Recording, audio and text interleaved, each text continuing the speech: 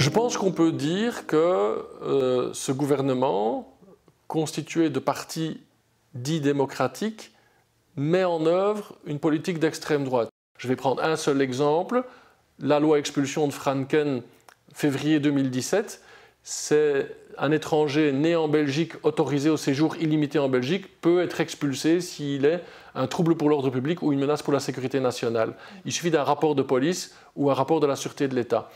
Eh bien, le point 48 du 70-Puntenplan prévoyait la même chose, sauf qu'il fallait une condamnation à 6 mois de prison, une condamnation définitive. Et ça veut dire que ce gouvernement a été plus loin que ce que Philippe de Winter, figure de proue du Vlaams-Blok à l'époque, condamné pour racisme, qui est devenu le Vlaams-Belang, eh bien, il n'aurait jamais osé rêver de cela. Eh bien, Franken l'a fait avec l'aide du gouvernement ici. La présomption d'innocence passe à la trappe. C'est ça qui ne va pas.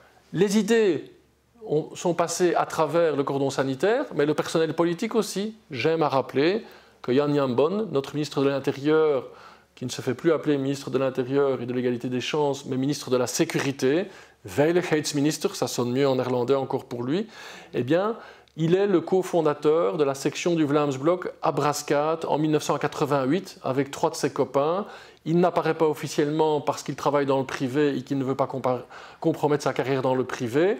Et puis il passe à 3 avec armes et bagages lors de la création de la NVA, début des années 2000 à la NVA. Mais ils ont l'extrême droite dans leur ADN.